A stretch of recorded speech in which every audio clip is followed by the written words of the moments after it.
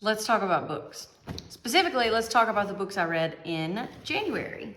I read 6 books in January, which for me is a great number. I'm gonna try to read 100 books this year. I don't know if it will happen because obviously 6 times 12 is not 100. But over the summer months, I should have a lot more time to read when I'm out of school. So we'll see how it goes. And I'm going to give a brief review, tell you a little bit about the books that I read in January, and let me know if you have read any of them. Of course, let me know in a comment if you want to read some of these books, if you have, what you think, what your opinions are. So starting off strong, this is the first book I read in January. It's called The World Made Straight, and it is by Rash. This is Appalachian fiction. It's set in the 80s and is about a young boy who really struggles with his family. His father can be quite difficult, quite hard on him. He finds a marijuana farm, a field of marijuana plants that his neighbor is growing, and he steals some of them. And he gets his leg caught in a bear trap and he goes to live with the local dealer. When I first saw the plot of this, I was really worried that it was going to be disparaging or play into negative stereotypes about people in Appalachia, particularly since Appalachia has struggled with the opioid crisis so much. But this book was spot on. I thought it was really great. It's technically historical fiction because it also includes a real story about a Civil War battle or encounter in which several Appalachians were murdered. During the Civil War, Appalachia was really divided. Some people were on the side of the Union, some people were on the side of the Confederacy. And because of that, there was sometimes bloody history between people that had known each other their entire lives, between families even. And this book includes all of that. It's fantastic. I think you should read it. Definitely A+.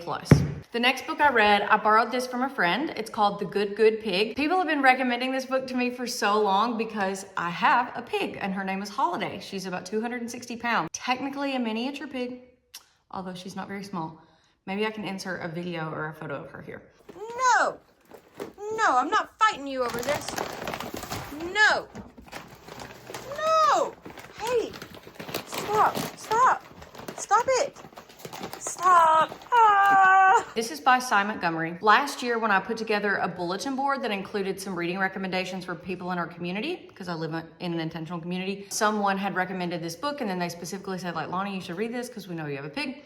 And I just never got around to it, but serendipitously, my really good friend let me borrow this while we were at one of her holiday parties and I scarfed it down. It was so good. Of course, there is a sad ending because all good things must come to an end, including good pigs. But it taught me a lot about pigs. It taught me a lot about different pig species. It validated this statement that I often make, which is Holiday is a well-behaved pig, but she's still a pig. Pigs are naughty. They're too smart for their own good very often. I love so much reading about Christopher Hogwood. He is named after a famous composer. You will love this book if you love animals. You'll love this book if you love pigs, if you love science. Couldn't recommend it more. The next thing I read was To Reign in Hell by Brust. This book my husband got for me for Christmas. He thought I would really enjoy it and he was right. This is sort of like biblical fiction. It's another viewpoint of sort of like creation story, a war between heaven, how Satan was cast out of heaven, how Lucifer and Lilith and Mephistopheles came into the picture. As a person who was raised in a really Christian family, a really religious conservative family, I'm always looking for retellings and different types of literature to help me sort of make sense of that upbringing. And I thought this book was excellent. It was entertaining. The characters were really great. The character development was great. I thought the entire thing was super interesting. If you're into like biblical retellings or fiction, this is really good. I read The Way I Used to Be by Amber Smith. Trigger warning, content warning. There is a lot of a graphic mention of sexual assault in this book. It's what I would call young adult. I don't think it would be remiss for like a high school student to read this. There is a young girl who is navigating sexual assault and what it means to be a survivor and how difficult that can be. She sort of gets into the cycle of like self-loathing. It is a coming of age story. You know, this is a person who has been through something really traumatic, but she's also very young and she has friends in high school and she has boyfriends. I think it's a fabulous and authentic and real look at what could happen after sexual assault. It's not to say that every survivor is going to act the same way this main character did. I certainly did not do everything that this main character did, but I did see a lot of myself in this protagonist, and she's a very likable character even at her worst moments. And I just thought this was an excellently written book. I scarfed it down again, 340 or something like that.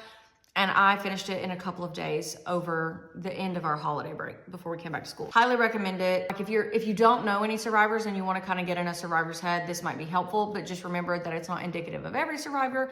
And if you are a survivor, you might see yourself in this protagonist, and I really enjoyed that. So I thought it was an excellent read. You just have to be in the right mindset for it. In the past, I have shied away from books that describe sexual assault because I kind of was of the opinion, like, I've been there, done that, got the t-shirt. I don't necessarily need to revisit it, but I'm in a different phase and season of my life, and I enjoy hearing other people's perspectives, and I thought it was really good. Next up is The Serviceberry by Robin Wall Kimmerer. Robin Wall Kimmerer is the author of the extremely popular best-selling Braiding Sweetgrass.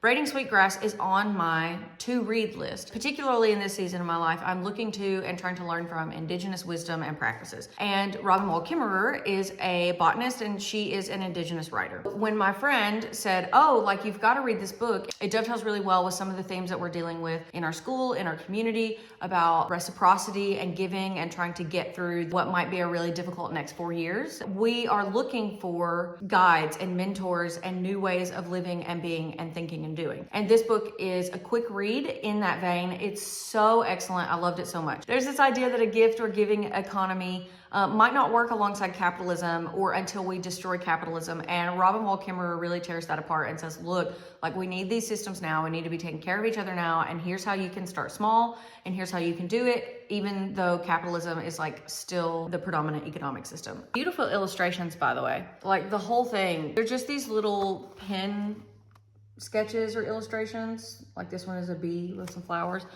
But they're really lovely, and it really reminds us to take our cues from nature and to live in harmony with Mother Nature. And I think that's important because humanity often forgets that we're part of nature. We are natural. It is natural for us to live in harmony with nature because we're part of nature. We're not like excluded from it just because we have, you know, different prefrontal cortexes that operate differently than other species. The next book I can't show you because I don't have a copy of it. I listened to it on Audible, and that was How to Win Friends and Influence People by Dale Carnegie. Now, if you know anything about me, you know that I'm on the spectrum. Social cues, not always my forte. It is sometimes a little frustrating that I have to study what might come naturally to other people, but I found this book very helpful, and I loved listening to it. This is a classic self-help nonfiction type book. I have never read it before, but I've always seen it recommended. And as I'm getting more into what I would consider some classics of each of the genres that I enjoy, I had to pick this up. Dale Carnegie is the founder of the Carnegie course, which is all about leadership and being a better leader through being friendlier, being a genuinely, authentically better person. It includes a lot of vignettes from folks like Teddy Roosevelt, who used to be one of my favorite presidents, Abraham Lincoln, FDR. There are all these really incredible world leaders, thinkers, philosophers. Their stories are included, their leadership styles are included. So I loved that historical perspective because if it ain't broke, don't fix it. Some things never change. Like, some things about being a good leader and being a good person and being a good friend never change. And I thought it was particularly interesting to hear about Abraham Lincoln and the way that he handled his own leadership decisions at the time. I mean, Abraham Lincoln was ostensibly dealing with one of the most important and yet frustrating and demoralizing conflicts in United States history. And I think the way he navigated that, and in reading some of his letters, for example, to generals that upset him, you know, generals in the Union Army that maybe didn't follow his instructions and paid dearly for it, I was just really blown away with his tact and his kindness and the way that he handled those situations. If a Union general didn't listen to Abraham Lincoln, made a bad call and lost a battle, and Abraham Lincoln was still nice, then like, I can still be nice when someone on the school board or someone at work says something that I don't agree with. It's a difficult lesson to learn, but I really loved that book. I can understand why everybody recommends it. Like I said, I listened to it on Audible mostly while I was at the gym. 10 out of 10. Loved it. So those were the 6 books I read in January. Now, I wanted to mention a couple more things that I actually forgot to include in my video of everything I read in 2024. So if you haven't seen that, go back and watch it. The things that I left out were short stories that I read. I don't know why it didn't occur to me to include them. The short stories are just as important as novels and books. One thing that I read was a short story by Johnny Cash. It's called Holographic Dancer.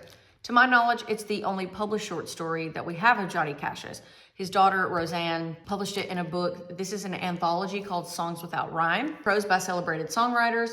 edited by Roseanne Cash, author of Bodies of Water. This is a collection of short stories from various people like Paula Cole, Joe Henry, Stephen Page, Jon Stewart, Suzanne Vega, and of course, Johnny Cash. I loved Holographic Dancer. It's this, I think he wrote it while he was still in the Army. I had to do a little bit of research because I didn't know that he wrote fiction. Anyway, he wrote this while he was in the Army, and it's this weird, like, sci-fi, futuristic situation where Russia was ultimately successful and the USSR took over the United States. So it's just a very like alternative future sci-fi kind of vibe. At first, the language was a little off-putting because he does this interesting thing where he spells English words as they would sound if you maybe were speaking with a Russian accent. He does some weird things with language, but I thought it was really good once I got into it. The other thing that I read, and I'm so sorry to show you, this book is in this shape. This is a book that we have here at school, and it clearly is in a bad way. I just ordered a book repair kit, so I need to fix it. But this is the complete short stories of Mark Twain. In learning how to become a better writer, I, of course, needed to study some of the best. Mark Twain comes to mind when I think of like Southern fiction, Midwestern fiction. I know he writes a lot about the West. I've read quotes from Mark Twain. Of course, I think of him as an incredibly iconic author, and I wanted to read some of his short stories. I read 4 or 5 out of here because they are quite short, most of them anyway. I read The Notorious Jumping Frog of Calaveras County, The Story of the Bad Little Boy, The Man That Corrupted Hadleyburg. I believe that was the story that I actually picked this up for because I thought they were very good. Some of them are entertaining, some of them are a little cynical. Oh, and Journalism in Tennessee. Is that what it's called? I was a journalist for like 10 years. That's why I was interested in reading that. But anyway, that was a really good story as well. I like Mark Twain. I like his stories. If you're wanting to read some short stories or you're wanting to study like classic Southern fiction, might be a good choice. Those are all the books I read in January. If you've read some of these, if you have reading recommendations based on this list, let me know. I'm gonna try to do this every single month, and we'll see how many books I read at the end of the year. Like I said, my goal is 100. We'll see if I get there. Thank you so much for watching, and I'll see you next time. Bye. Also, I should show off my do today. I'm growing out my hair, and I'm trying all sorts of new things with my hair. So, is it a fail? Is it a slay? I don't know. Let me know. I want some ribbon so I can put bows in my hair. I'm not super good at braiding, as you can see. Like, this one is kind of sticky outy more than I would like, but you know, I did my best. Anyway.